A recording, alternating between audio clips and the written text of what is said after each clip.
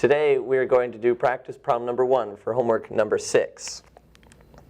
We'll begin by restating the problem, and as I restate the problem, I'm also just going to draw the diagram because this problem is entirely drawn. Okay, so restate / we'll call this the control volume or the diagram portion of our problem.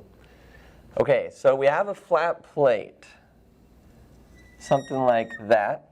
Here's our leading edge, and this flat plate continues this direction. Okay, we're going to say that x is this direction, and coming across this flat plate is initially uniform flow at some speed, which we'll call u infinity, and then this fluid is also at a temperature, which we will call T infinity. So we have uniform flow approaching this flat plate, which is at some surface temperature, Ts. Okay, now we're given 3 distances in this problem, x1, x2, and x3. And we are given the temperature profile at x2. First we'll draw this, which we will recognize as the thermal boundary layer, del T, where this line represents the position in y, where y is here, where the temperature of our fluid has approached 99% of T infinity, which would be the temperature out here, compared relatively to the difference between Ts and T infinity. Okay, so at x2, as a part of this problem, we are given a temperature profile, and it looks something like this. Again, these are not velocity profiles, but temperature profiles. So the relative lengths of these lines represents the temperature. I'm sorry, I've drawn this a little incorrectly. We're just going to extend this out here because we do have a finite temperature here at the plate, which would be Ts. So the length of this line represents Ts, or T surface, and the length of this upper line, once we've gone beyond the thermal boundary layer, would be roughly equivalent to T infinity. Okay, in this problem we are asked to find 3 things. In part A, the problem is asking us, is the plate heating or cooling the air? So what is the direction of heat transfer from the plate at Ts to the air at T infinity? Then for part B, we are asked to draw our T as a function of y profiles. So we're asked to draw T as a function of y at our other 2 x locations, x1 and x3. And then finally for part C, we are asked to draw T versus y profiles at x2 for our current velocity u infinity, and then to do it for a higher speed, or double u infinity, we will say. Okay, so we're going to do these one at a time.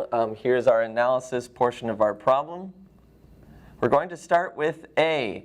Is the plate heating or cooling the air? If you look at the solution manual, you see they do this convoluted thing with the slope of this line, finding the sine of this line and using it with Fourier's law in order to determine which way heat transfer is going. I think that's great, but there's an easier way, which is to just look at the temperatures themselves, right? T infinity, which is given by the relative value length of this line, is larger than Ts, given by the relative length of this line. With heat transfer, we know that heat always transfers from the hotter temperature to the colder temperature. So right away we know that heat is actually being transferred into the plate. So heat is transferred into the plate. Okay, part B, we're actually going to complete just right here on this diagram. We are asked to draw these temperature profiles here at x1 and x3. So we're going to start by drawing this vertical line at each, representing the location where we're going to then draw our relative values. Okay, a quick discussion. You see here, we start at Ts, we have to get to T infinity. And again, the thermal boundary layer represents the location where the temperature of our fluid with respect to Y has more or less approached the T infinity value. It is within 99% relatively of T infinity. So the smaller our delta T, for example, on this side, that means that the fluid must change temperature faster in the Y direction in order to achieve T infinity by that point. In other words, we must start off with, so you see we have the slope of this line here, we must have a more aggressive slope.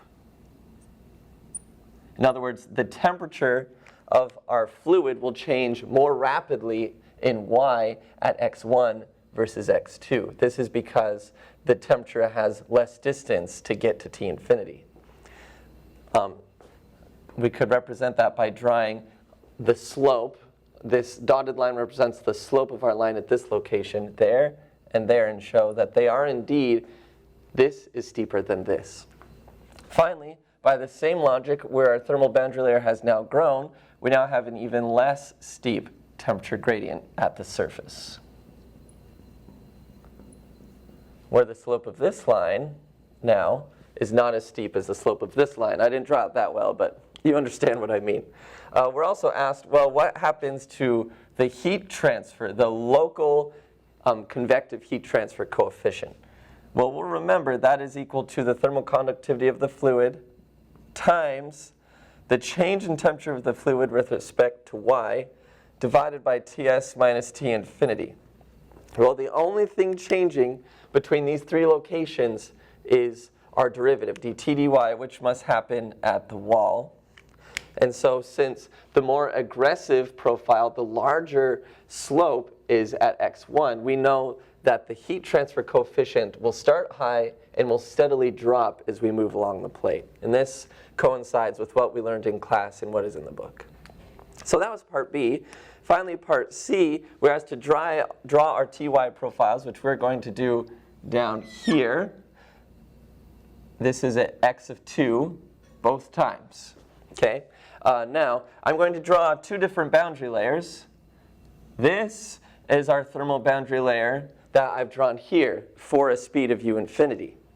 Now, let's say we double that speed. What's going to happen is our thermal boundary layer will move closer to the plate. This is because as we increase the speed of the fluid particles have more momentum. With that additional momentum, they are able to overcome the viscosity in the layer closest to the plate more rapidly. In other words, the faster you push this fluid, that boundary layer is pushed closer and closer to the plate's surface. So, using the same logic as x1 versus x2, we can see that our temperature of our boundary layer is going to increase somewhat rapidly here, but not too rapidly. And then here, our derivative will be greater. So the slope of this line will be greater than the slope of this line. By the same logic being that the temperature must change more rapidly in order to achieve a value near T infinity at a shorter distance in Y.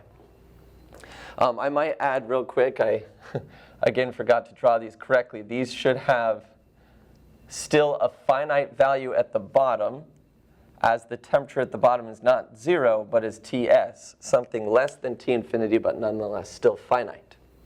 Okay, that was our whole problem. Thank you for watching.